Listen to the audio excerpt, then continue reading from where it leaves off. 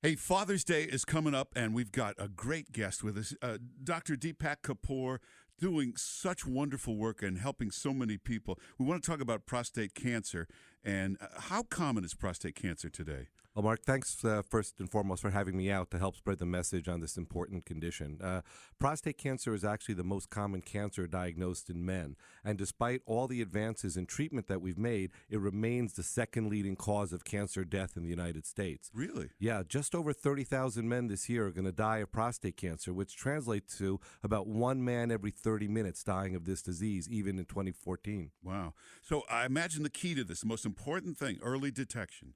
And if there's nothing else that the listeners take away, it's that early detection saves lives. You know, I won't date myself by saying when I finished my residency, but when I was in training, about a quarter of men that we saw with prostate cancer came in with advanced disease that was already incurable.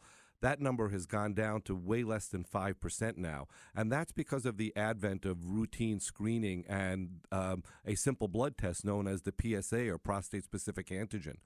Before the PSA testing was widespread, the 10-year survival for prostate cancer was 53%. That was in the 1970s. Now the 10-year survival is 99% plus, which is incredible. And of course, you do these screenings and all sorts of great work. Tell us exactly what you do. Well, I'm the president of Advanced Urology Centers of New York. We're the largest urology group practice in the United States. We have about 120 physicians in 55 offices throughout the New York metropolitan area.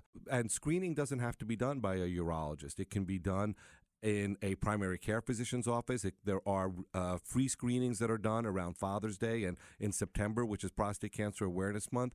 But the most important thing for men to remember is that prostate cancer doesn't have any symptoms. The most common symptom is no symptoms whatsoever. So if you don't proactively look for prostate cancer, you don't find it. Now, how often should somebody get tested? Well, that's really important. You know, there's some populations that are at particular risk for prostate cancer.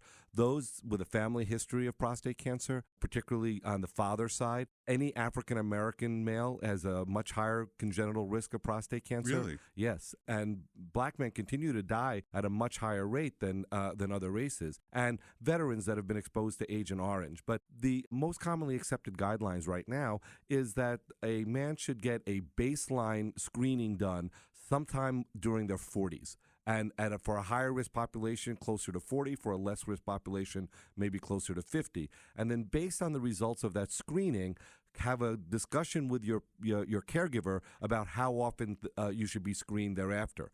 Some men should be screened as often as once a year or more. Some men who are at very low risk may be able to be screened every 2 to 5 years. Really? We're talking with Dr. Kapoor. Hey, what was the controversy a few years ago surrounding screening for prostate cancer? Yeah, Mark, and that's really important for the listeners to understand. About 2 years ago, a government organization known as the United States Preventative Services Task Force issued guidelines recommending against routine screening for prostate cancer. The important thing for the listeners to understand, without getting too much into the weeds, is that the USPSTF, which is the acronym for the organization, relied on what is really very flawed data. The largest study on prostate cancer screening that's ever been done released its most recent follow-up in April, the 14-year follow-up data, and that's the European study on prostate cancer screening.